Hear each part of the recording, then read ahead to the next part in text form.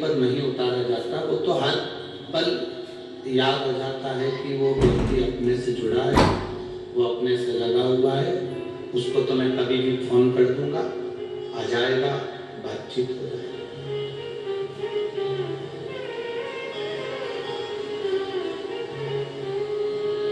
देवताओं के पास में भी एक डायरी है। उस डायरी में नाम लिखे जाते हैं। ब्रह्मा जी की भी एक डायरी है, भगवान विष्णु की भी एक डायरी है। डीला कम कर दो। भगवान ब्रह्मा के पास एक डायरी है, भगवान विष्णु के पास एक डायरी है, चित्रगुप्त महाराज जी के पास एक डायरी है, धर्मराज के पास एक डायरी है, विधाता के पास में एक डायरी है। सबके पास में स्वयं गणेश जी महाराज भी एक डायरी अपने पास में रखते हैं। माँ जगतजननी माता सरस्वती भी एक डायरी अपने पास रखती है। माँ गायत्री भी अपने पास में एक ना एक डायरी रखती है।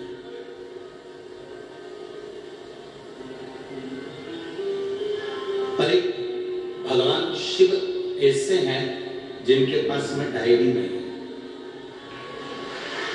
कोई डायरी। जो डायरी को अपने पास रखते हैं वो देव कहलाते हैं, जो अपने भक्तों को दिल में रखते हैं वो महादेव कहलाते हैं।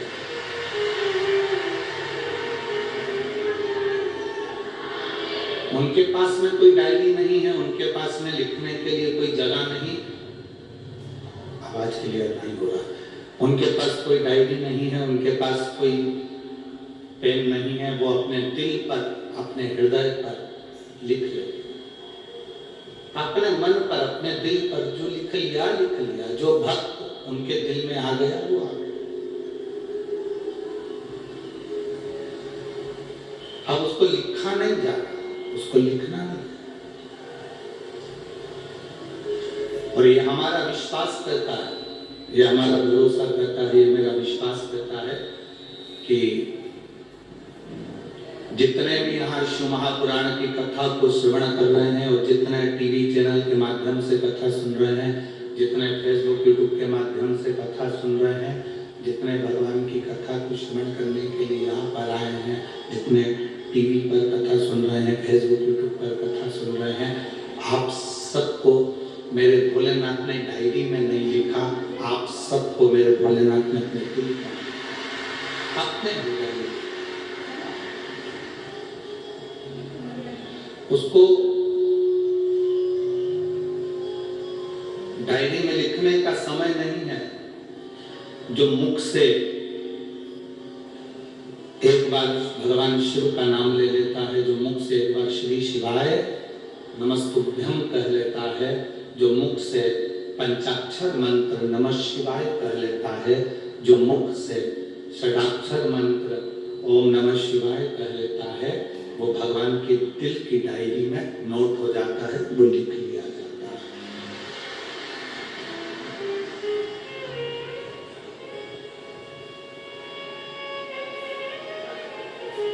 फिर वो शिव का हो गया, शिव उसके हो गए।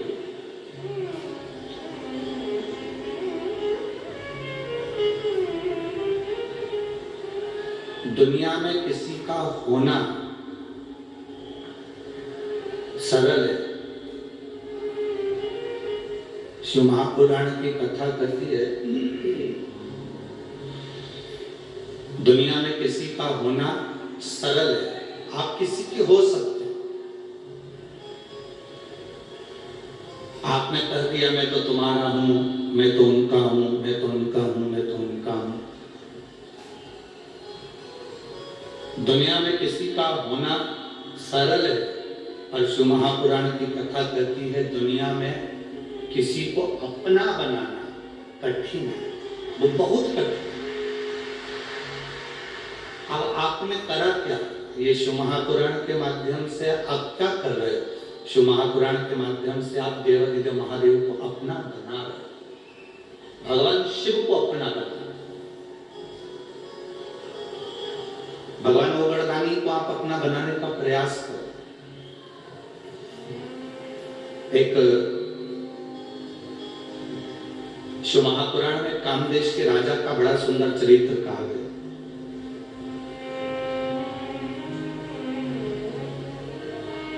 बड़ा सुंदर चरित्र।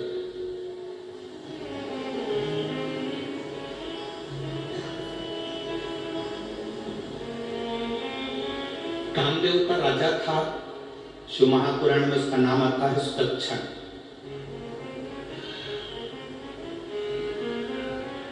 बड़ा शिव। अब वो कामदेव का जो राजा था सुदक्षण, अपनी धर्म पत्नी सुदक्षिणी के साथ में भगवान शिव की आराधना किया करता था, भगवान शंकर के।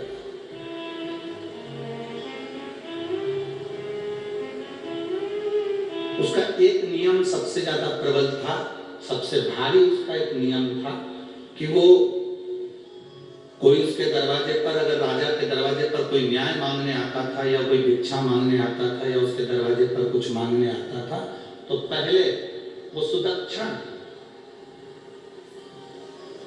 उससे 108 बार भगवान शंकर का नाम मुख से निकलवाता है। कल आपको कथा में कहा था, डीले कम कर दे बाबू, कल आपको कथा में कहा था कि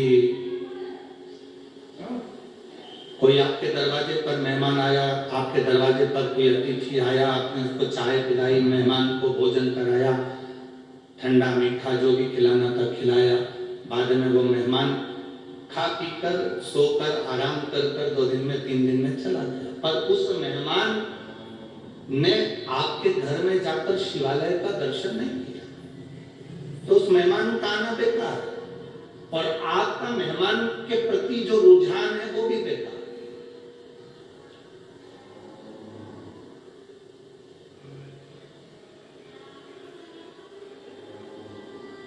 शंकर भगवान माता यशोदा जी के यहाँ पर मेहमान बनकर गए थे एक बार।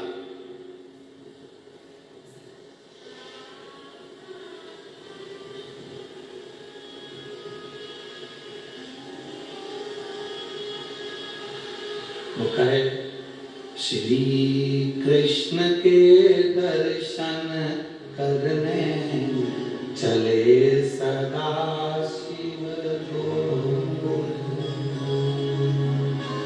गली गली में शोर मचाए चले सदा शिव। क्या मांगने के लिए गए?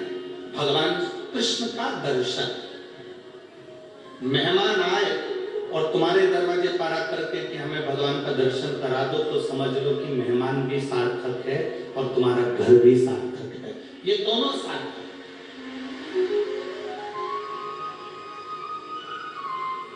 और खाया पिया चल दिए तो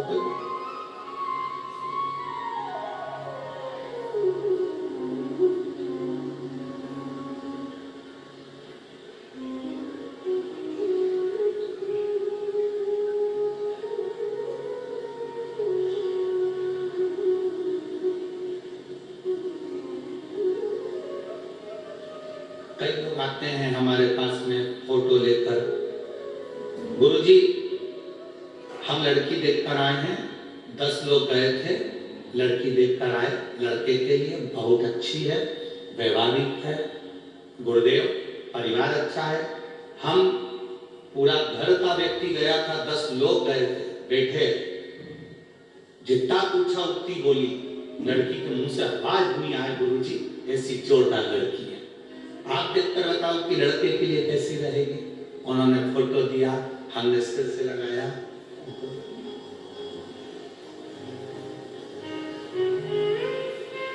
दस लोग गए, एक शब्द नहीं बोली गुरुजी, इतनी सुशील लड़की है। हमने कहा अभी नहीं बोली है, जब वो बोलेगी तो तू भी डोलेगी, अभी काहे बोलेगी? अभी तो शादी ब्याह करना है, उसको भी मालूम है कि संबंध करना है तो थोड़ा मुंह को दबा कर रखना पड़ेगा, कम बोलना पड़ेगा। हमने लड़की देखी, घर देखा, परिवार देखा, कुटुंब देखा, पर निवेदन है जिस लड़की के साथ लड़के की शादी कर रहे हो या लड़के के साथ लड़की की शादी कर रहे हो, एक बार जब लड़की देखने जाओ या लड़का देखने जाओ तो पहले उसके घर के मंदिर को, उसके घर के देवालय को, उसके घर के शिवालय को भी जरूर देखो।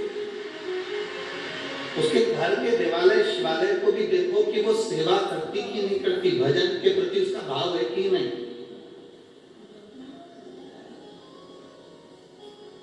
भगवान के प्रति उसकी भक्ति है कि नहीं।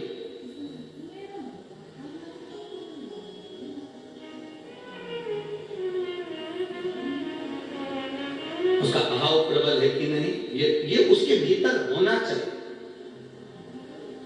भक्ति का भाव अगर जागृत नहीं होगा तो जीवन का कोई सुख नहीं।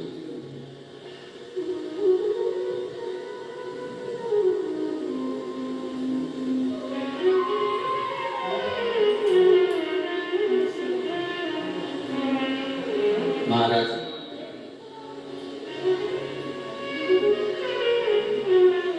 कह देना कर लेना अलग बात है, सास बहू से कह के तू ये सोमवार का व्रत कर ले, पशुपति व्रत कर ले, सास के कहने पर बहू करे, वो एक अलग बात। बहू के अंदर पशुपति व्रत के प्रति भाव जागृत हो जाए और जब वो व्रत करे वो एक अलग बात है। फिर महादेव सुनता ही है, फिर महादेव सुनेगा ये पक्का है, फिर महादेव श्रवण करेगा ये निश्चय।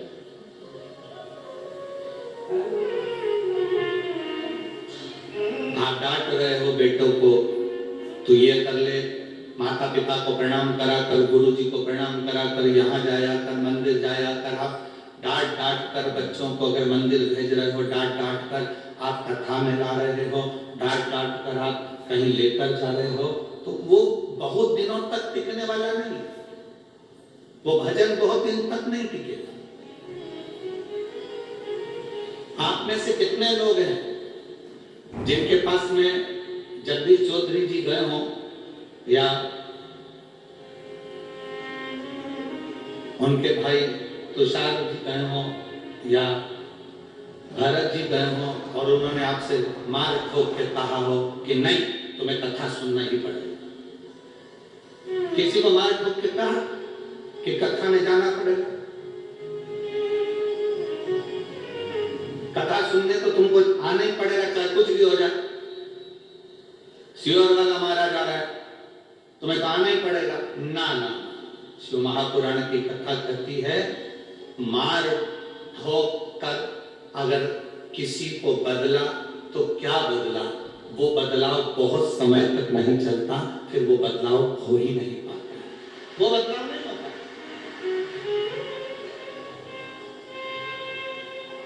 भय दिखाकर, डर दिखाकर किसी को बदला तो वो बदलाव नहीं होगा।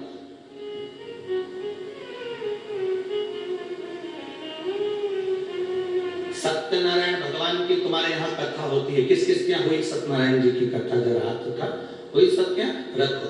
सत्यनारायण जी की कथा होती है तो सत्यनारायण भगवान की लोग कथा सुनने के लिए नहीं आते, उसकी शुरू में पूजन होती है उसमें नहीं आते। सत्यनारायण की कथा में लोग कब पहुंचते हैं? जम के बोलो जरा, जब प्रसाद मिलता है, क्योंकि सत्यनारायण की कथा में लिखा है राजा ने प्रसाद का अपमान कर दिया था, इसलिए राजा का राजपाट समाप्त हो गया। फिर लिखा उसने सत्यनारायण भगवान के प्रसाद का अपमान कर दिया था तो वो राजा के साथ में ये दुख हुआ।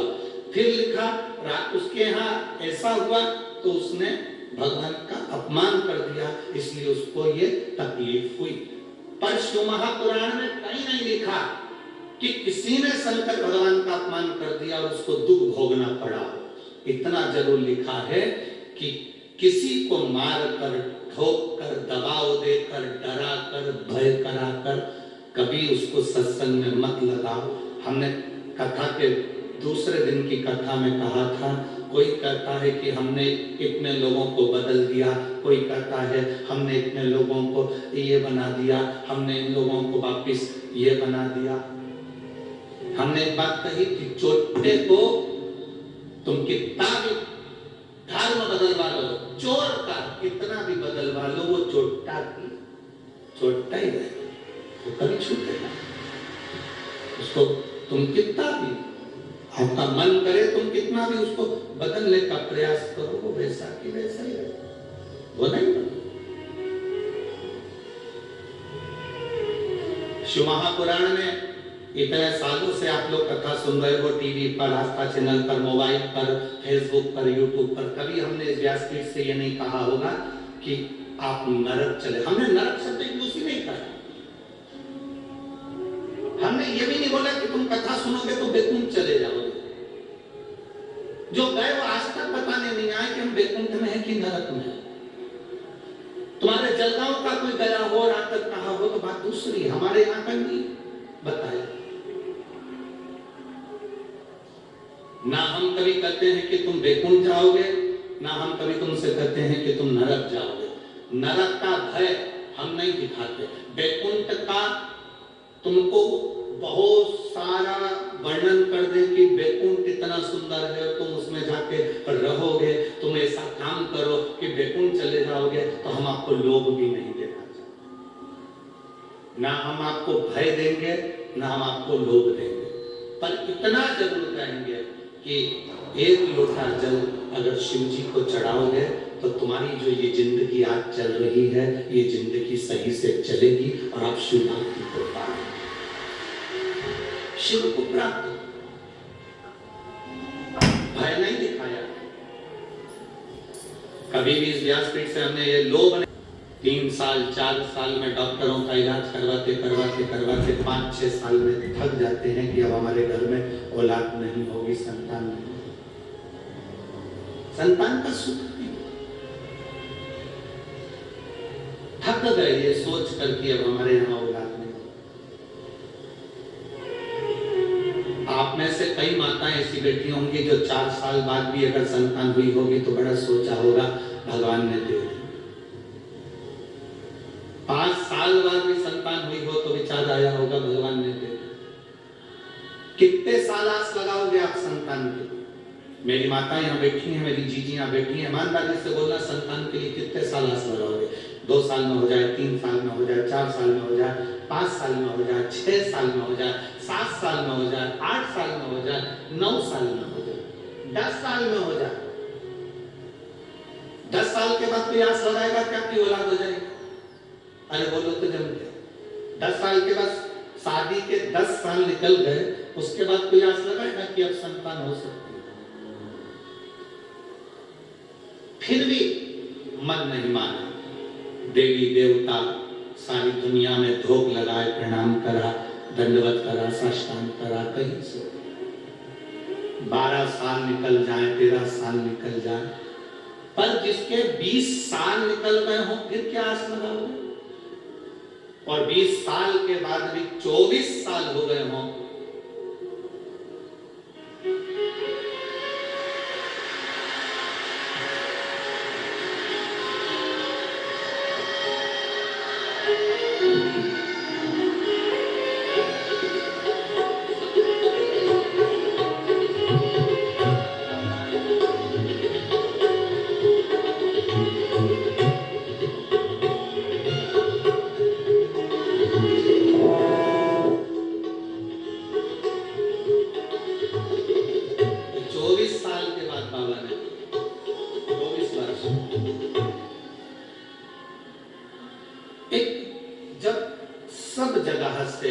आस समाप्त हो जाए, सब दूर से जब थक जाए, सब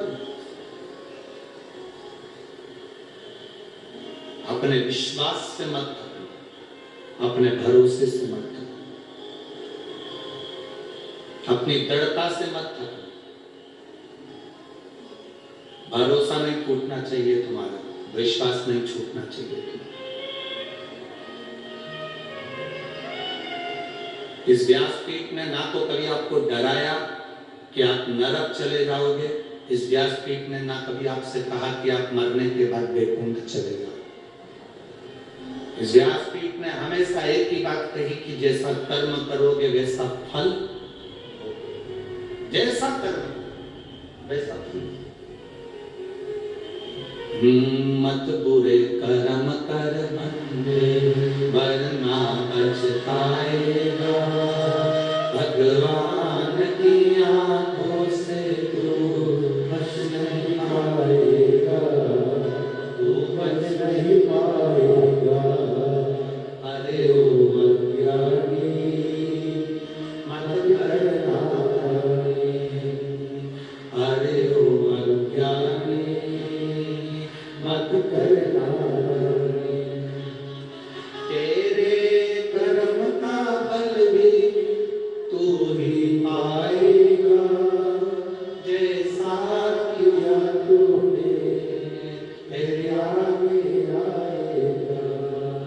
मत बुरे कर्म कर बंदे, वरना पछताएगा, भगवान की आंखों से बच नहीं पाएगा, तू बच नहीं पाएगा। बस शिव कथा कहती है आपकी दृढ़ता, आपका भरोसा छूटे। कई माताएं पशुपति व्रत कर लेती हैं किसी के कहने पर, बाद में उनका काम नहीं होता तो वो कहती हैं हमने करा था, हमारा तो हुआ ही नहीं।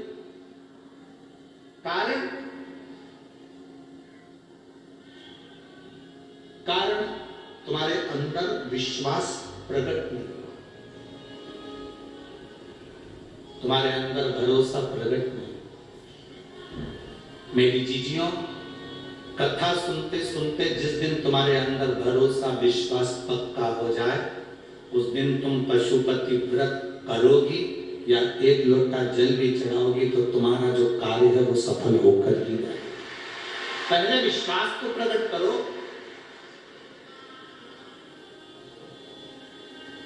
सास का दिल जीता ही नहीं और सास की रकम चाहिए, दे देगी। जलगांव की दे सकती है, हमारे सीओर की नहीं दे।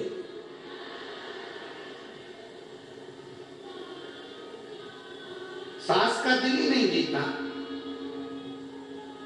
सास का आदर नहीं कर रही, सम्मान नहीं कर रही, उसको माँ की तरह मान नहीं रही, उसको आदर नहीं दे रही, सम्मान नहीं कर रही, सत्कार नहीं कर रही और आस लगा कर बैठी है कि मेरी सास मुझे रकम दे दे।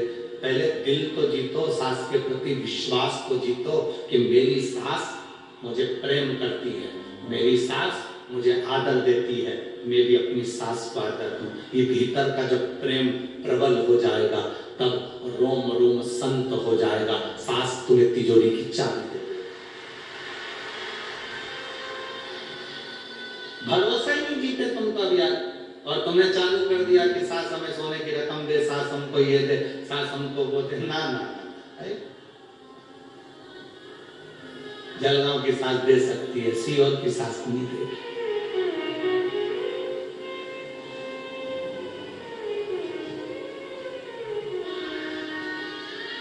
सीओर की सास से मतलब क्या है? हमारा कुबेरेश्वर महादेव। जब तक उसके प्रति तुम्हारी भक्ति और विश्वास दृढ़ नहीं हो जाता, तुम्हारा भरोसा पक्का नहीं हो जाता, तब तक वो देता ही नहीं।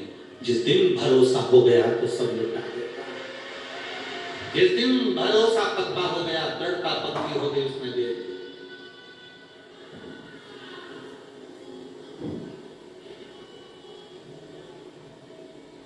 पहली कथा है जलगांव की जिसमें 2 बोरी भराकर पत्र आ चुके हैं। आज चौथे दिन की कथा तक 2 बोरी पत्र।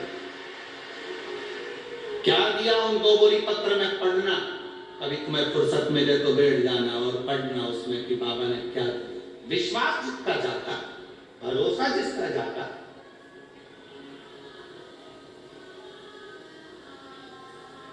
मार मार कर कहा जा रहा है पशुपति व्रत कर ले, सोमवार को लोटा भर के जल चढ़ाया कर, शिव जी के मंदिर जाया कर। अंदर से प्रेम ही नहीं,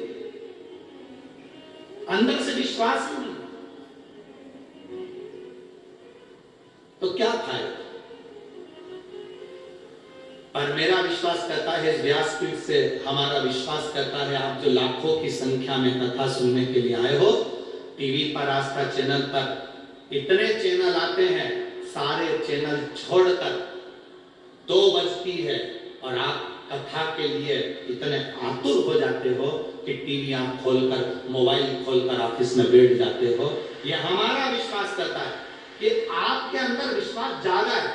आपके अंदर विश्वास ज्यादा है मतलब आप यहां से कथा सुनकर जाओगे, दिल से प्रार्थना कर कर जाओगे, तो तुम्हारे अंदर जो विश्वास जागा है, तुमने बाबा से जो झोली पसार कर मांगा है, ये विश्वास करता है कि अगली कथा जहां होगी वहां तुम्हारा भी लेटर, तुम्हारा भी पत्र वहां पर। ये निश्चितता है,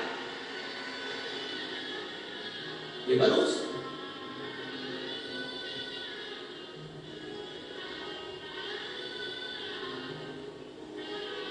अरे खाली न जाता तो दर से तुम्हारे, खाली न जाता कोई दर से तुम्हारे, मैं भी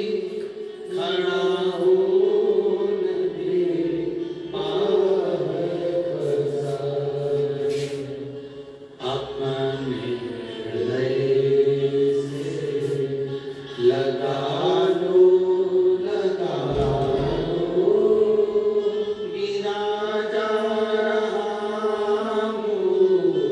उठा लो, भोले अपने दर से अब तो न टालो, गिरा जा रहा उठा लो। शिव कथा कह रहे हैं, भगवान गोवर्धनी का संवाद कर, शिव महापुराण की कथा कर, विश्वास जगाइए अपने भीतर, विश्वास भरोसा। महाराज कामदेश के राजा सुदक्षण उनकी धर्म पत्नी के साथ सिंहासन पर बैठते थे और न्याय देते थे। न्याय देने के पहले उनका एक निर्णय था, दरवाजे पर कोई मांगने आएगा तो 108 बार नमः शिवाय, ओम नमः शिवाय। न्याय दिया जाएगा तो उसमें भी श्री शिवाय नमस्तुभ्यं या ओम नमः शिवाय कहा करें, बहुत जरूरी है। आप भी एक नियम बना लो, जलगांव की इस पवित्र कथा से, बड़े जटाधारी महादेव की इस पवित्र भूमि से, कि हम भी एक नियम बनाते हैं, हमारे दरवाजे पर अगर कोई मांगने आएगा तो पहले उसके मुख से हम नमः शिवाय, ओम नमः शिवाय या श्री शिवाय नमस्तुभ्यं कहलाएंगे। रोटी का दान देने से पहले, धन का दान देने से पहले, अन्न का दान देने से पहले, सामान का दान देने से पहले हम नाम का दान दें। नाम का दान, राम नाम दे दो, कृष्ण नाम दे दो, शिव नाम दे दो, हरि विठ्ठल दे दो, पांडुरंगा दे दो, या तुम्हारा मन करे तो श्री शिवाय नमस्तुभ्यं दे दो। हम पहले नाम का दान करें, पहले हम नाम दान दें।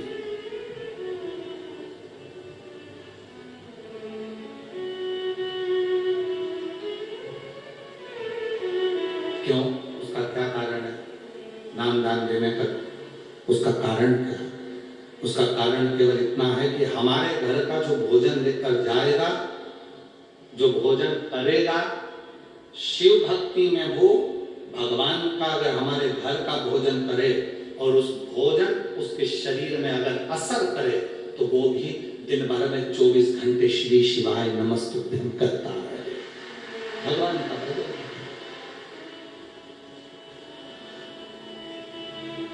अभी एक महिला की वीडियो जलगांव की चल रही है,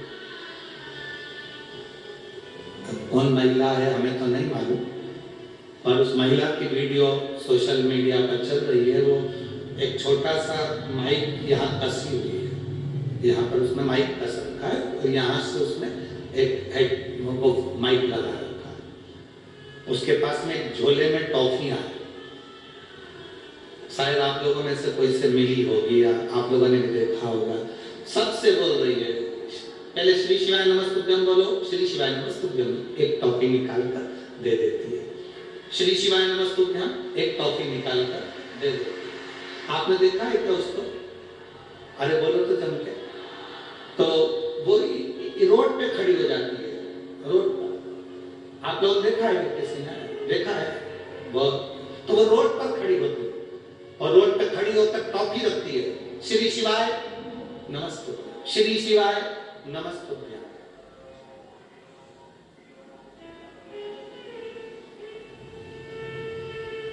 जब सोशल मीडिया पर वो वीडियो चली तब हमने हमारे बच्चों को भेजकर पूछवाया, जरा पता करो कि वो कितनी टॉफी देती है, कितनी टॉफी। तो प्रतिदिन 1008 टॉफी को लेकर चलती है प्रतिदिन।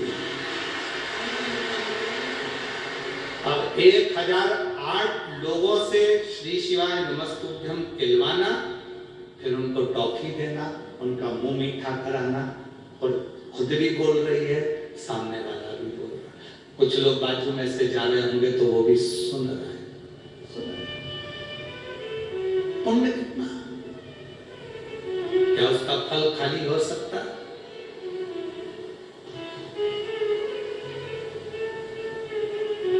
आते भी राम कहो, जाते भी राम कहो, सुबह और शाम कहो, जय जय सीता राम कहो। क्या भजन जो हम कर रहे हैं, मंत्र जाप जो हम कर रहे हैं, नाम जाप जो हम कर रहे हैं, वो खाली जा सकते हैं। आज मंदिरों में लोगों ने लिख दिया दरवाजे पर श्री शिवाय नमस्तुभ्यम। आप बड़ा जटाधारी का मंदिर का दर्शन करने जाना, उसके भी दरवाजे पर लिखा हुआ है श्री शिवाय नमस्तुभ्यम। कोई पढ़ेगा, उसकी आंखों से वो अंदर जाएगा, कोई बोलेगा तो सुनकर वो अंदर प्रवेश करेगा। उसका फल हमारे लिए है, उसका फल हमारे लिए है।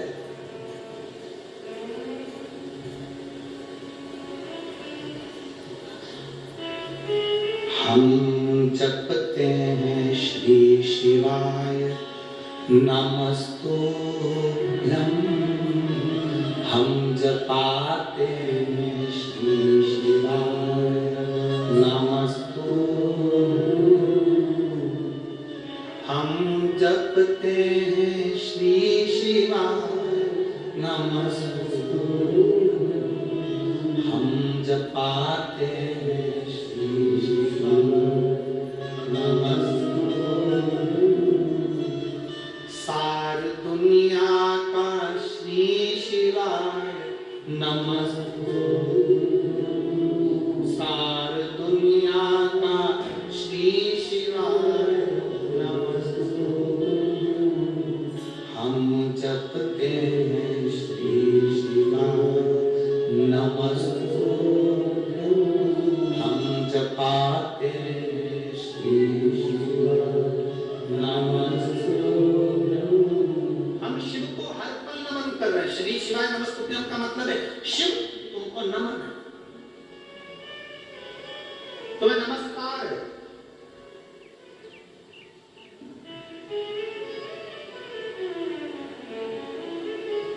आप किसी को बार बार सलूट मारिए, बार बार सलूट मारिए, बार बार प्रणाम करिए, बार बार प्रणाम करिए। कितनी भी दुश्मनी हो, बार बार उसको प्रणाम करो, नमन करो, दंडवत करो, साष्टांग करो, बार बार उसको नमन करो। कितनी भी दुश्मनी, उसके दिल में दया आई जाती है।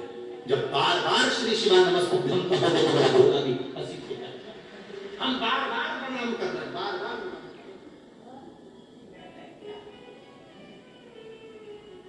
शिव महापुराण किस किस के घर में है? आप लोगों में से कितने लोग हैं जिन्होंने शिव पुराण पढ़ी है? शिव महापुराण की विदेश्वर संहिता में लिखा है, जो एक बार मुख से श्री शिवाय नमस्तुभ्यम कह देता है, उसके मुख का मात्र दर्शन कर लो तो अश्वमेध यज्ञ का फल प्राप्त हो जाएगा। विदेश्वर संहिता में शिव महापुराण के अंतर्गत लिखा, मात्र मुख का दर्शन करने वाले को भी कोटि कोटि पुण्य फल प्राप्त हो जाएगा। अब कामदेश के राजा सुदक्षण अपनी धर्म पत्नी सुदक्षिणी के साथ बैठे हैं। न्याय करने से पहले 108 बार भगवान का नाम लिया है। तुम्हारा न्याय होगा, पहले मंत्र बोलो, बोलो नमः शिवाय, बोलो ओम नमः शिवाय, बोलो श्री शिवाय नमस्तुभ्यम। न्याय होगा निश्चित है। दान मांगने आए हो, हम दान देंगे। अंदर से आटे की कटोरी भर कर लाओ, या चावल देने जाओ, या कुछ देने जाओ, तो उससे पहले महाराज जी श्री शिवाय नमस्तुभ्यम। महाराज जी को क्या हो गया, ये क्या बोल रहे हैं? बोलो श्री शिवाय नमस्तुभ्यम। आटा दो, उसके पहले श्री शिवाय नमस्तुभ्यम होना चाहिए। चावल दो, उसके पहले श्री शिवाय नमस्तुभ्यम होना चाहिए। भंडारे में भोजन करा, रोटी दो, पूरी दो, सब्जी दो, चावल दो, उसके पहले श्री शिवाय नमस्तुभ्यम होना चाहिए। खाने से पहले श्री शिवाय नमस्तुभ्यम होना चाहिए। हम जो अन्न खा रहे हैं, वो अन्न किसी का भी हो, हमारे अंदर जाकर पवित्रता का भाव करे और हमारे हृदय में भक्ति का संचार करे।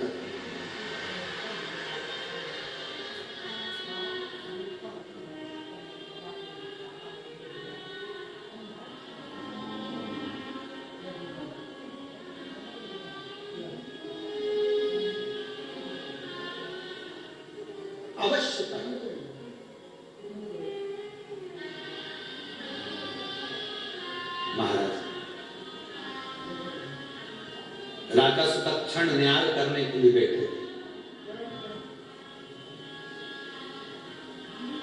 न्याय देने से पहले उनके मुख से निकला हुआ मंत्र का स्मरण सुख देता है। एक दिन राजा सुदक्षिण घोड़े पर सवार होकर मृगा करने के लिए वन में पहुंच गए, रास्ता भूल गए, मार्ग भूल गए। राजा सुदक्षिण मार्ग से भटक गया।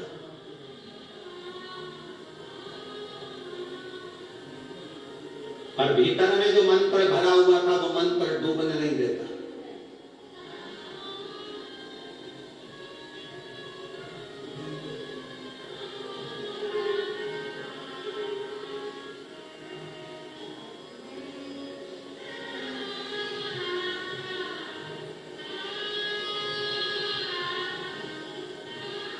हमारा तो केंद्र में बैठे हुए सनातनियों से केवल इतना सा निवेदन है,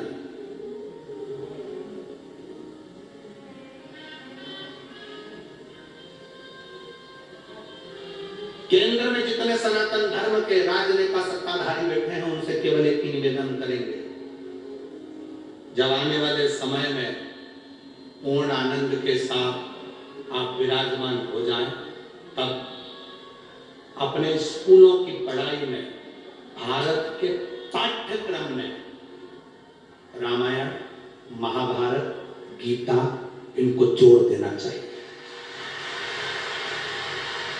भारत के पाठ्यक्रम में छोटे छोटे बच्चों के दिल में राम कृष्ण, क्योंकि हमने जो पढ़ा, आपने भी पढ़ा होगा, हमने भी पढ़ा, हमने जो पढ़ा केवल ये पढ़ा औरंगजेब कौन था, बाबर कौन था, हमने जो पढ़ा वो हमने केवल उनको पढ़ा। आने वाले भारतीय पाठ्यक्रम में, भारत की इस विद्या में रामायण, गीता और महाभारत होना चाहिए, जिससे नवयुवक बच्चे पढ़कर विद्वत हो कि कृष्ण कौन है, राम कौन है, भगवान राम का आनंद क्या है, वन जाने पर उन्होंने किससे मिलन किया, शबरी के दरवाजे पर बैठकर झूठा बेल खाया, ये पाठ्यक्रम में होना चाहिए। छोटे छोटे बच्चों के हृदय में वो चीज पहुंचना चाहिए। पाठ्यक्रम में पहले जब हम छोटे थे उस समय पर लिखने को आता था गाय का निबंध। आपको आता था कि नहीं आता था? जम के बोलो जरा। पहले छोटे थे तो लिखने को आता था गाय का निबंध। गाय का हम लिखते थे गौ माता के 4 पांव होते हैं, 2 सींग होते हैं, लंबी पूंछ होती है। गाय के ऊपर हम मनन चिंतन करते थे कि वो क्या क्या लिख सकते हैं। बोलो जी सही है कि गलत? अब पाठ्यक्रम में से गौ माता का निबंध हटा दिया।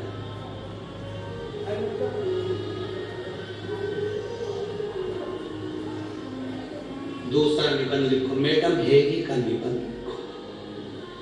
फिर लिखा चार्ली का निबंध लिखो, फिर उसका निबंध लिखो, कोई राजनेता का निबंध लिखो, कोई सत्ताधारी का निबंध लिखो। कोई राजनेता का निबंध लिखवा रहा है, कोई सत्ताधारी का निबंध लिखवा रहा है, कोई किसी का निबंध लिखवा रहा है। हमारी गौ माता को सो पाठ्यक्रम में से निकाल कर बाहर कर दिया। पहले छोटा छोटा बच्चा जब गौ माता का निबंध लिखता था तो गाय के प्रति प्रेम जागृत होता था, तो दरवाजे पर आई हुई गाय को एक रोटी देकर भेजता था। अब प्रेम जागृत नहीं है। अब हम कह रहे हैं गौ माता की रक्षा करो, बच्चों से करें गौ माता की रक्षा करो, गौ माता की सेवा करो। बच्चों के अंदर से फीलिंग ही नहीं आ रही। कुत्ते के प्रति फीलिंग आ रही है, पर गाय के प्रति बच्चों के अंदर फीलिंग नहीं आ रही है। बिल्ली के प्रति, कैट के प्रति, डॉग के प्रति उनकी फीलिंग आ रही है, पर गौ माता के प्रति फीलिंग नहीं आ रही। उन्हें तो सोच लिया गाय दूध देती है, बस अपने यही काम में आती है, और गाय दूध देना बंद कर दे तो घर से निकाल। मैं पूरे महाराष्ट्र को धन्यवाद देता हूं कि आपके यहां साल में एक बार बेल की पूजन होती है, जिसको पोला कहते हैं। आज भी भले ट्रैक्टर आ गए, फसल बोने के लिए ट्रैक्टर काम कर रहे हैं, ट्राली आ गई, गाड़ी आ गई, सब कुछ आ गया, पर महाराष्ट्र की पवित्र भूमि पर इसलिए कहते जय महाराष्ट्र। इसलिए कहते जय महाराष्ट्र क्योंकि महाराष्ट्र की पवित्र भूमि पर पोला के दिन बेल की पूजन होती है। बेल को खड़ा कर पूजा। आज भी किसान भले ट्रैक्टर रख लेगा, किसान ट्राली रख लेगा, पर वो बैल जरूर रखता है, क्योंकि हमारे घर की पूंजी है ये नंदी, ये बैल, ये धर्म का प्रतीक है, इसको पूजन करना चाहिए।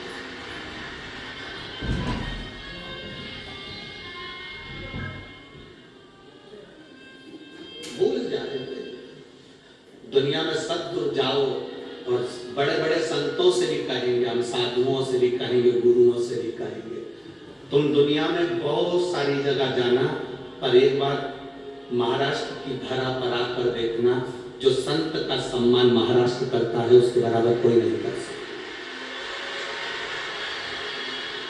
जो संत का सम्मान, साधु का सम्मान, गुरुजन का सम्मान जो महाराष्ट्र करता है वो कोई नहीं कर सकता।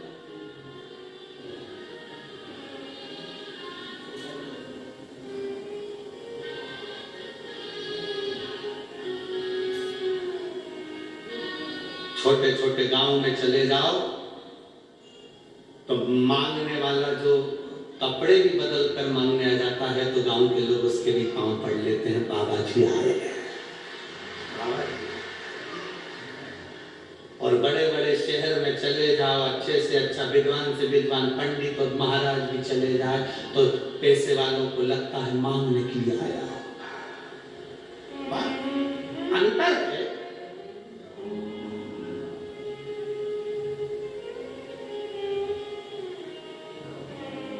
शहर में संत को भी मंगता समझा जाता है, और गांव में मंगते को भी संत समझा जाता है।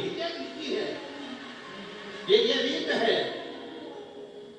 बड़े बड़े शहरों में कोई संत, तो साधु सन्यासी चले जाए, किसी के घर में तो लगेगा मांगने आया होगा, कुछ लेने आया होगा। गांव में कोई मंगता भी चले जाए, भैया दे दो, उसको भी संत समझते। बाबा जी बैठो, भोजन करो, प्रणाम करा, नमन करा, साधुता।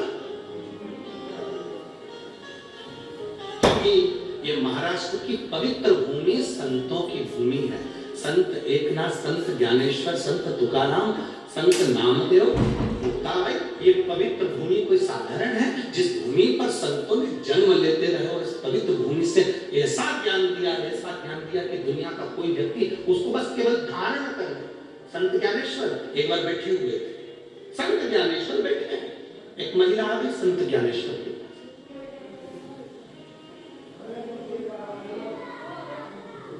संत ज्ञानेश्वर जी के पास एक महिला आई, आकर अपने बेटे को साथ में लेकर आई, और संत ज्ञानेश्वर जी के पास में आकर बोली, बाबा जी, बाबा जी। बाबा जी बोले, क्या हो? मेरा बेटा जो खाता है वोमिटिंग कर देता, उल्टी कर देता, पछता है।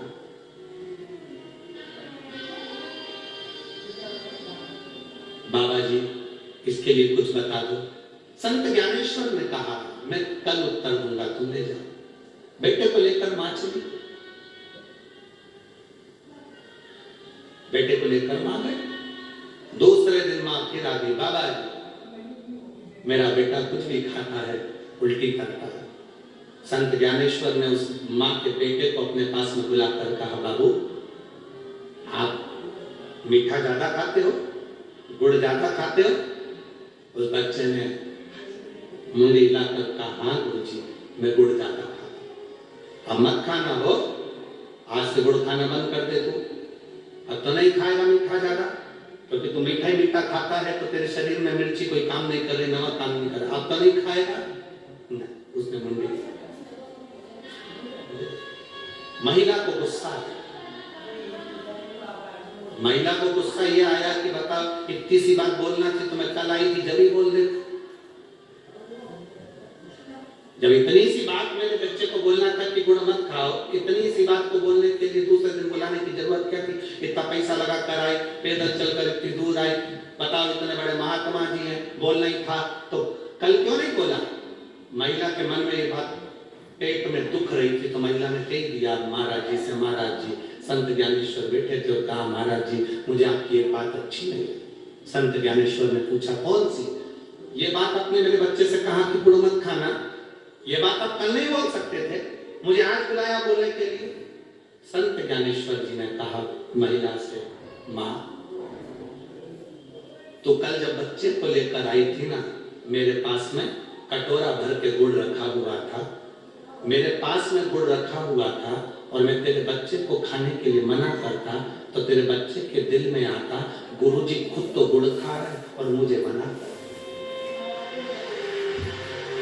गुरुजी खुद तो गुड़ खा रहे और मुझे मना कर रहे। इसलिए संत ज्ञानेश्वर ने कहा, मां तेरे जाने के बाद कल से मैंने इस गुड़ का त्याग कर दिया था, क्योंकि मैं पहले छोड़ूंगा तब तो बच्चा छोड़ेगा, हम सुधरेंगे तब तो युग सुधरेगा। ये संत है महाराष्ट्र के, ये पवित्र भूमि के संत है, साधु सन्यासी तपस्वी साधक उपासक। कोई साधारण है क्या? पहले खुद छोड़ो तब दूसरे को कहो।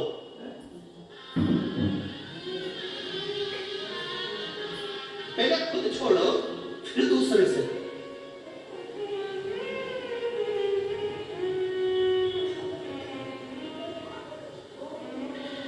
अपनी जिंदगी पर जो बीता होता है और शंकर ने जो दिया होता है वही आप लोगों के बीच में परोसा जाता है।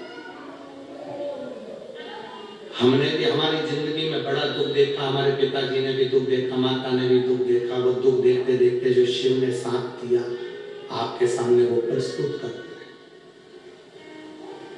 उस समय पर बाबा भोलेनाथ जब हमको साथ दे सकते हैं तो क्या आपको नहीं दे सकते? आपको नहीं दे सकते? पहले खुद भजन करो फिर दूसरे को प्रेरणा दो कि तुम भजन करो। घर की सास पहले पशुपति व्रत करे तब बहू को प्रेरणा दे। घर की सास पहले मंदिर जाकर एक लोटा जल चढ़ाए तब बच्चों को प्रेरणा दे कि मैं जाती हूँ चल मेरे साथ, मैं जाता हूँ चल मेरे साथ। घर का पिता पहले खुद मदिरा छोड़े तब बच्चे से कहे कि तू मदिरा मत पीना। घर का पिता पहले गुटखा छोड़े तब बच्चे से कहे कि तू गुटखा मत खाना। घर का पिता पहले सिगरेट बीड़ी छोड़े तब बच्चों से कहना कि सिगरेट बीड़ी मत पीना। तुम पी रहे हो, तुम खा रहे हो और बच्चों से आस लगा कर बैठे हो, ये मदिरा नहीं पिएगा, ये गुटखा नहीं खाएगा, ये बीड़ी बिंडल नहीं पिएगा, तो तुम्हें देखकर वो जरूर पिएगा। पहले तुम्हें छोड़ना होगा तब वो छोड़े। तुम छोड़ नहीं रहे और आस लगा कर बैठे हो मेरा बेटा राम बनेगा, मेरा बेटा राम बनेगा। तुम रावण जैसा चरित्र कर रहे हो। सुबह से घर में आए गुस्सा इतना तेज, क्रोध इतना तेज, चिड़ चिड़ चिड़। कई माताएं छोटे छोटे बच्चों को लेकर आती हैं हमारे को, गुरुजी बच्चे पास के पास तो खूब चिड़ करता, खूब गुस्सा करता। कितने साल का? 2.5 साल का, 3 साल का, 5 साल का बच्चा इतना चिड़चिड़, इतना क्रोध, इतना गुस्सा कि सामान खाते रहते। इसमें लक्षण आए कहां से? ये लक्षण किसी दूसरे के नहीं है। एक जगदम्बा तेरे हैं और दूसरे तेरे बहनों के हैं। आस लगा कर बैठे हो हमारा बच्चा राम बने, हमारा बच्चा राम बने, हमारा बच्चा राम बने। तुम्हारा बच्चा राम बनने को तैयार है रे, पर तुम दशरथ तो बनो, कौशल्या तो बनो, राम क्यों नहीं बनेगा? मेरा बेटा कृष्ण बने, तुम्हारा बेटा कृष्ण बनेगा, तुम यशोदानंद बाबा तो बनो। बनने में कहां दे? आस कितनी सारी लगाई, आस लगाकर। एक माता पिता रास्ते में लड़ रहे थे। पिताजी कह रहे थे मैं बेटे को डॉक्टर बनाऊंगा, मां कह रही थी मैं इंजीनियर बनाऊंगी। दोनों की लड़ाई हो गई भयंकर। पति ने पत्नी को थप्पड़ खींच के मार दिया। पत्नी उधर रो रही, पति उधर रो रहा। वहीं से संत जा रहे थे, उन्होंने पूछा क्या हो गया? लड़ाई हो रही, किस बात पे? पति बोला मैं बेटे को डॉक्टर बनाऊंगा, पत्नी कह रही मैं इंजीनियर बनाऊंगा। संत ने कहा बेटे को बुलाओ, अपन अब भी पूछ लेते हैं। पति पत्नी दोनों बोले अभी तो वो पैदा ही नहीं हुआ, अभी पैदा अभी हुआ ही नहीं है। अब जरा विचार करिए, जो पैदा ही नहीं हुआ उसके लिए कितना सोचना पड़ेगा।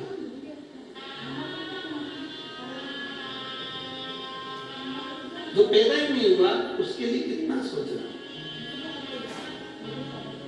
हम आस लगा कर बैठे हैं हमारा बच्चा राम बनेगा, हमारा बच्चा खूब ये करेगा वो करेगा। बच्चों से पूछा तो जाए क्या करना है। आज के जमाने में जरा सा बच्चों को टोक दो, बच्चे गुस्से में लाल हो जाते हैं। ये गुस्सा आया कहां से? तुम्हारे पास से। जैसा देखेगा बच्चा वैसा करेगा। एक माँ ने अपने बेटे से पूछा बेटा क्या कर रहे हो? बेटा बोला मां पढ़ रहा। वाह, मेरा बेटा पढ़ रहा है। क्या पढ़ रहे हो?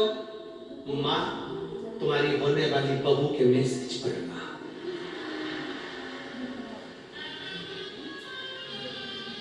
मां धन बनाते हुए थप्पड़ लगा। मैं समझी कि तू पढ़ाई कर रहा है, तू ये पढ़ रहा है। ध्यान दो, हम सोच रहे हैं कि ठीक है ना, थोड़ा सा पाठ्यक्रम में हमारे भी भगवान की ये रामायण गीता महाभारत के कुछ संवाद हमारे भारत की पाठ्य किताबों में पाठ्य पुस्तकों में होना चाहिए, जिससे आने वाली पीढ़ी हमारी सनातन धर्म की ओर प्रखर होनी चाहिए। धर्म की अधर्म का, प्राणियों में विश्व का, अब विश्व का कल्याण होगा ये निश्चित है, और उसमें पाठ्यक्रम में थोड़ा थोड़ा ये गीता रामायण हमारे शास्त्रों का होना चाहिए, बहुत। पहले माताओं आपसे पूछूं एक बात, आप लोग उत्तर दोगे? हे मेरी जलगांव की जीजी और मेरे जीजाओं, आप सब उत्तर देना। पहले आप जानते थे क्या कि शंकर जी के इस शिवलिंग में अशोक सुंदरी का स्थान कहां पर है? पहले आपको मालूम था क्या? पहले आपको मालूम था कि गणेश कार्तिक का स्थान कौन सा है? पहले आपको मालूम था क्या शंकर जी के ऊपर जो जल गिरता है वो शंकर जी की 5 लड़कियां हैं, जया, विषहरा, शामरी बारी, दौतली, देव। पहले आपको मालूम था कि फुलेरे का महत्व क्या होता है?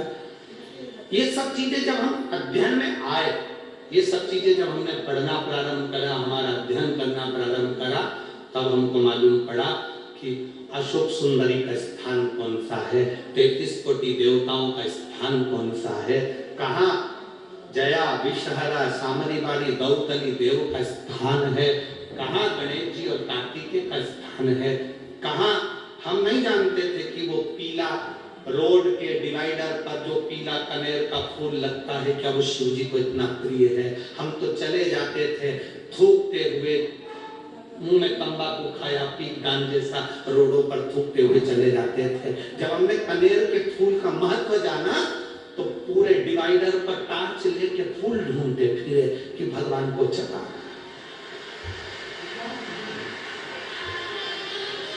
महत्व को जिस दिन जान गए उस दिन हम फूल को ढूंढने चले, नहीं तो हमारी दृष्टि में तो ये फूल बेकार था, कोई काम नहीं।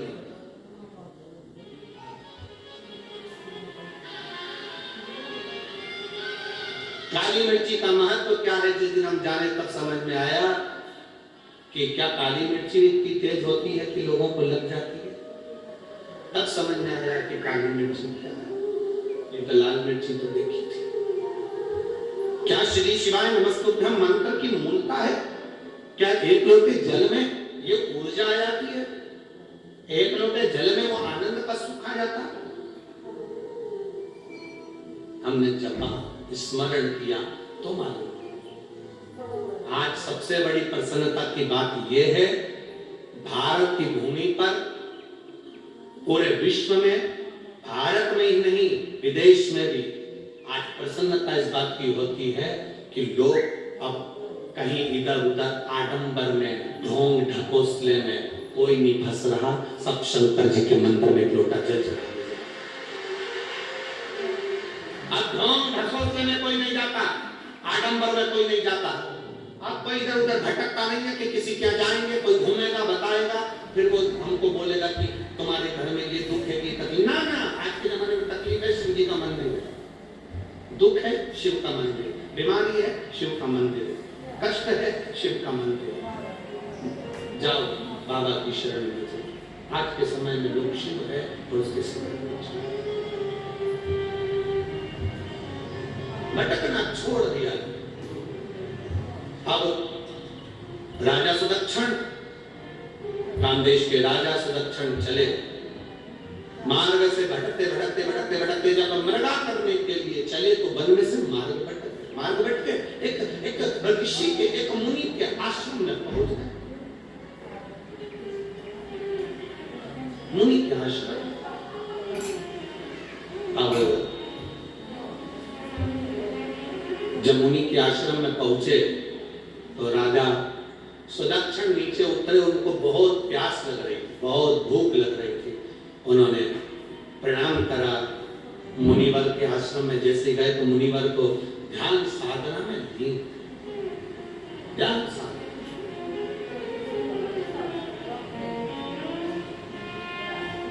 राजा का फर्ज है प्रणाम करना।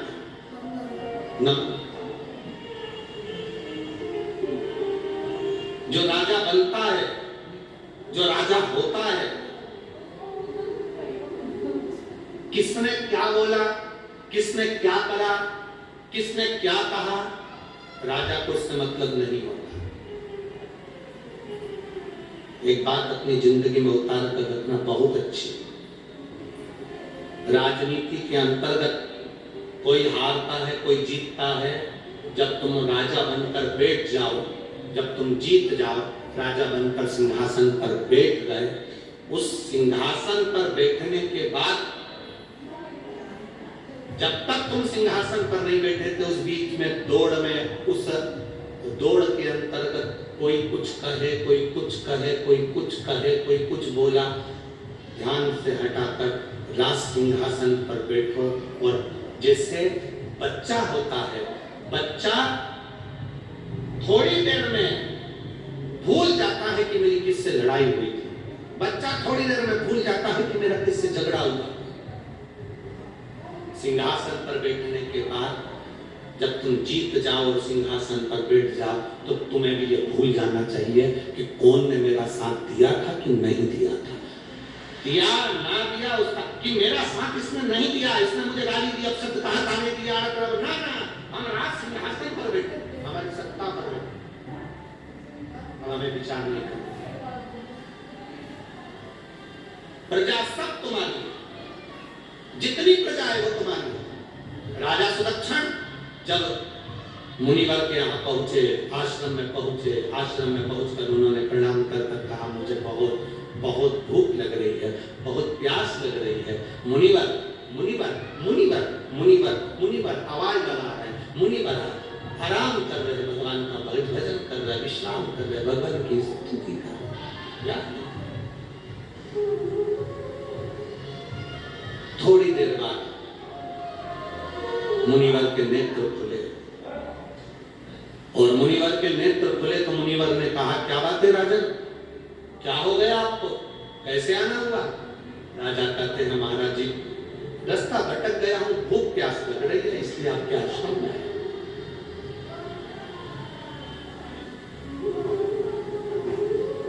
भूख प्यास लग रही है इसलिए आपके आश्रम में आया।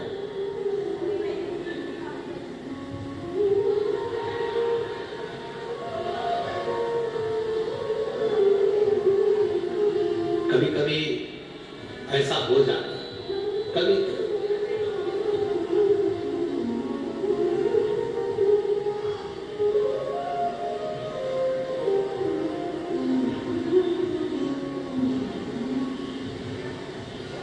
कभी स्मरण में आ जाए।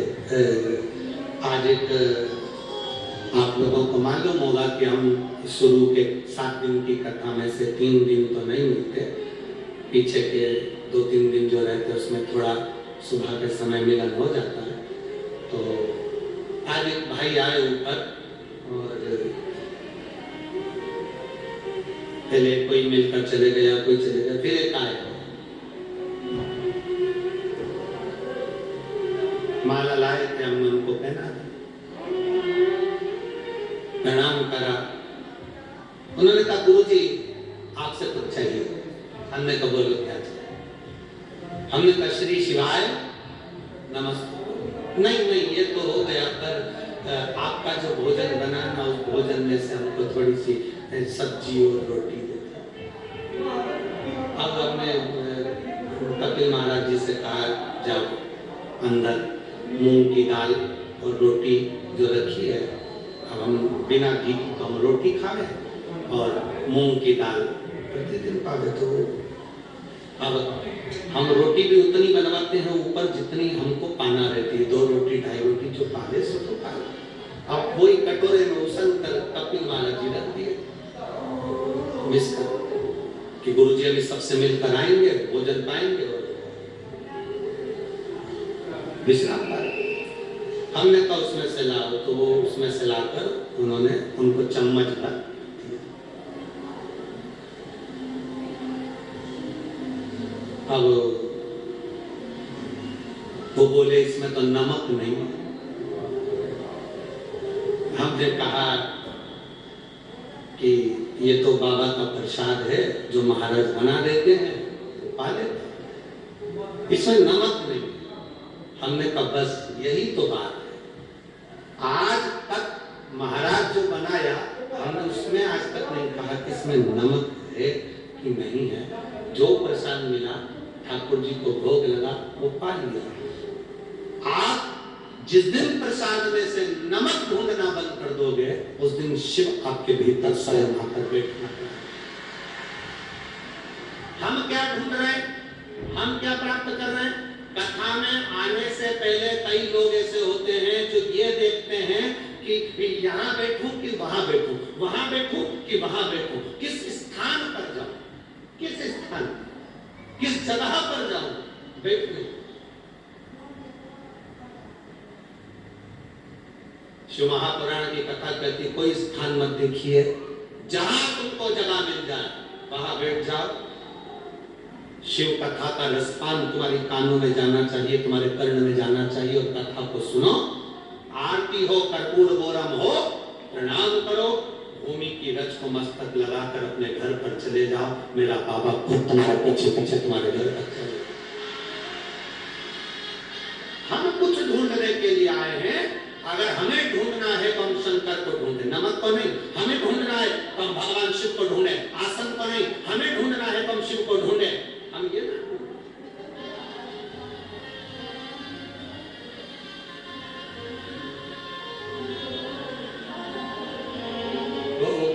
कौन से मठ पे महाराज जी आए थे? वहां कहां से आए हुए थे? आशीष के स्मरण में होगा। कौन से मठ थे वो? वहां के महाराज जी आए भुसावल से, तो भुसावल से आए हुए थे। तो वो भुसावल से आए तो उनको मालूम था गुरुजी 10:30 बजे महाप्रसाद पावे, तो भुसावल से आए। तो उन्होंने आते से कहा हम कुछ नहीं लाए हैं, केवल बैंगन का भरता लाए।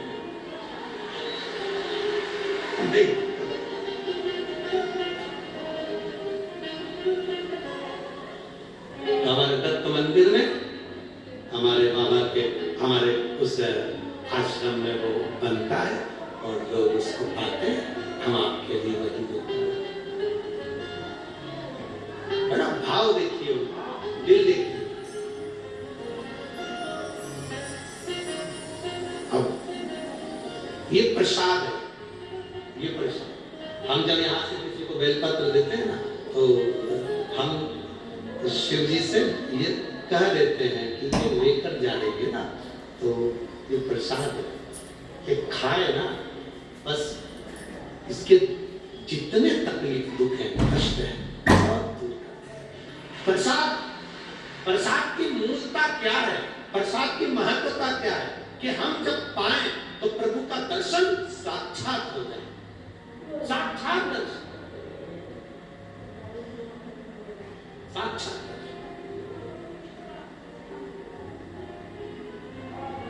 भाई कोई करोड़ों की पूंजी से, धन से, वैभव से नाम नहीं होता। धन और वैभव से नाम नहीं होता। एक संत थे, वो संत एक गांव में गए और गांव में गए तो उन्होंने कई लोगों ने उनको भोजन करने बुलाया, तो उन्होंने मना कर दिया, मैं भोजन करने नहीं जाऊंगा। क्यों? मैं केवल भोजन लखपति के घर में करता।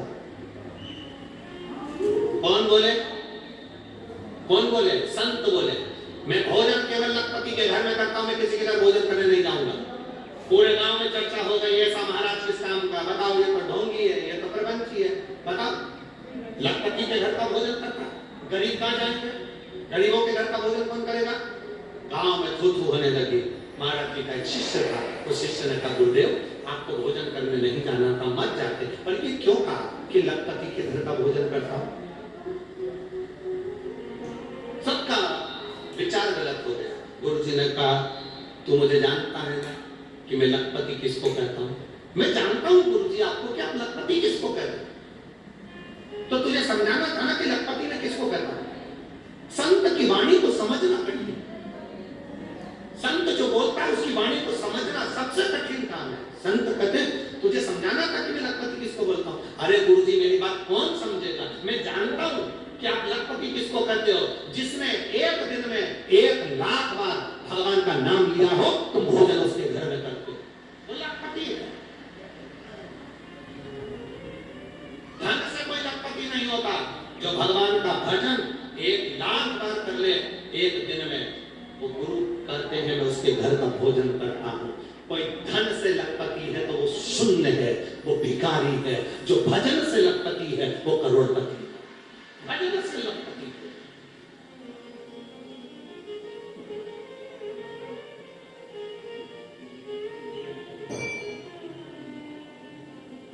आप लोगों में से कितने लोग हैं जो शेगांव गए हो शेगांव?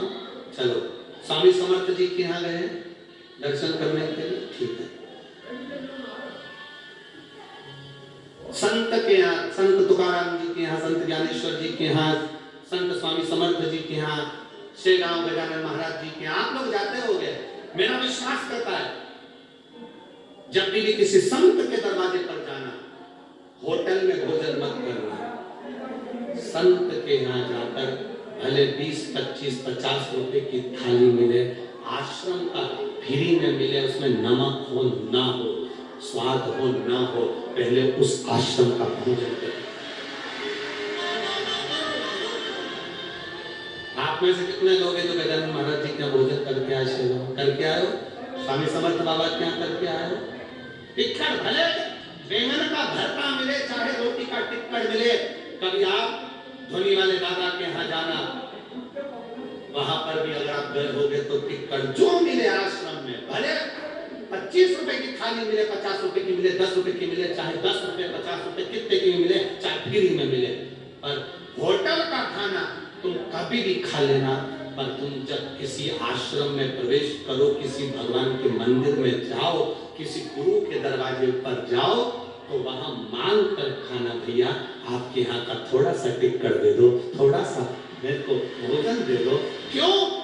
गुरु के दरवाजे का, संत के द्वार का, भगवान के द्वार का जो भोजन होता है वो हजारों अंदर के रोगों को समाप्त कर देता है। क्योंकि संत के इतना भजन होता है, संत के इतना भजन होता है, गुरु के इतना भजन होता है, साधु के इतना भजन होता है, तपस्वी के इतना भजन होता है, इतना भजन होता है कि वो समाप्त।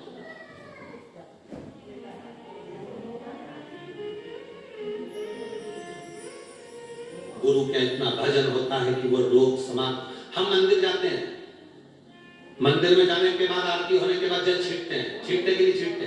क्यों छींटते हैं? मंदिर में जो जल रखा रहता है, आरती के समय पर घंटी बजती है, भजन गाते हैं, स्मरण करते हैं, मंदिर के उस जल के अंदर उस वाणी का कंपन आ जाता है। वो कंपन जब फेंका जाता है, छींटा जाता है, तब जीवात्मा को सिर्फ तृप्ति अनुभव होता है, उसका मोक्ष होता है, उसका सुख होता है। राजा सुदक्षण पहुंचे, राजा सुदक्षण और महाराज राजा सुदक्षण जब महाराज मुनिवर के सामने जाकर कहते हैं मुझे भूख प्यास लगी है। मुनिवर ने कहा राजन तुम्हें भूख प्यास लग रही है? हाँ, लाओ मैं फल लेकर आता। अंदर गए, संत ऋषि गुरुवर के घर में जो मिल जाए, उसमें नमक है ना है, स्वाद है ना है, संत ऋषि व गुरुवर के दरवाजे से जो मिल गया उसे पा लिया, उसे पा। संत गुरु के दरवाजे से जो मिल गया उसे पार।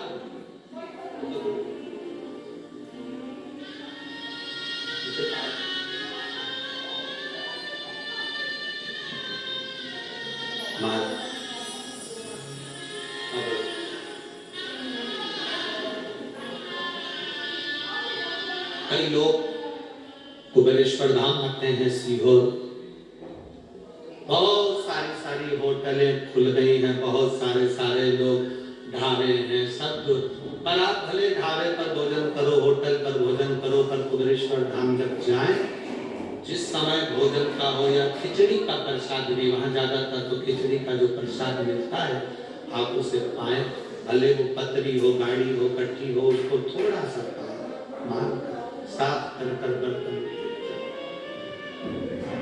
उसका फल कितना है। कई लोग तो आते हैं तो उसमें डब्बा में थोड़ा सा देना साथ लेकर दिन भर कुबेरेश्वर धाम की कंकर शंकर की भूमि पर दिन भर भगवान का भजन, दिन भर श्री शिवाय नमस्ते हम जपा जा, दिन भर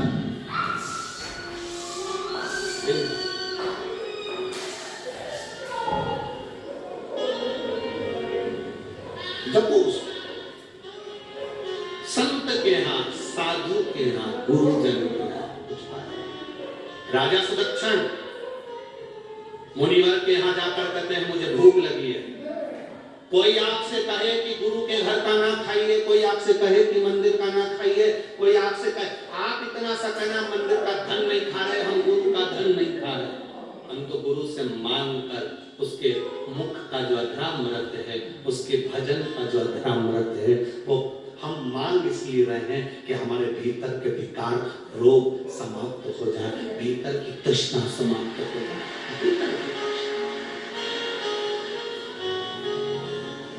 भारत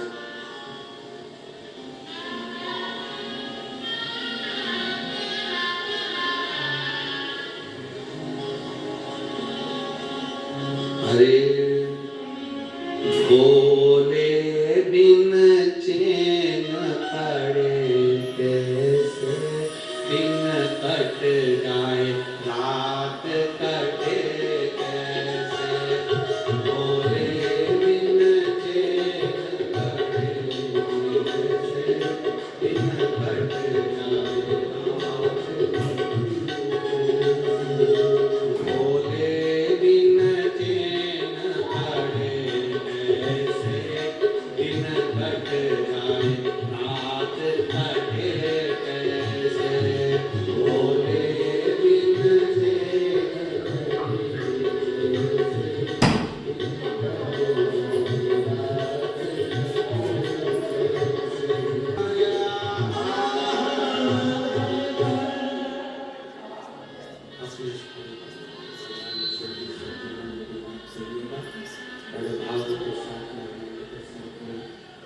भगवान देवादिदेव महादेव से अपने हृदय की बात भगवान शिव से बड़े भाव के साथ दिल से प्रार्थना करिए। जहाँ जगह मिले वहाँ बैठकर भगवान देवादिदेव महादेव से जहाँ भी जगह मिले वहाँ बैठकर भगवान शिव से अपने हृदय की बात भाव के साथ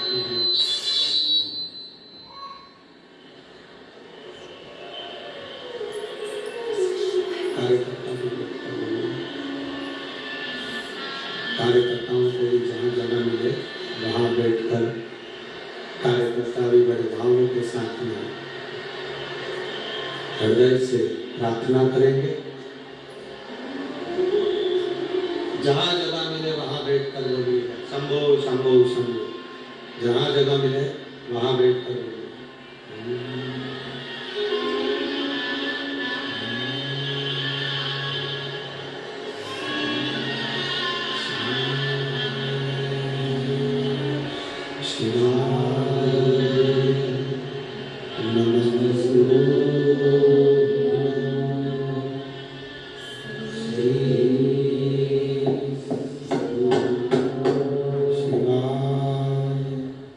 नमः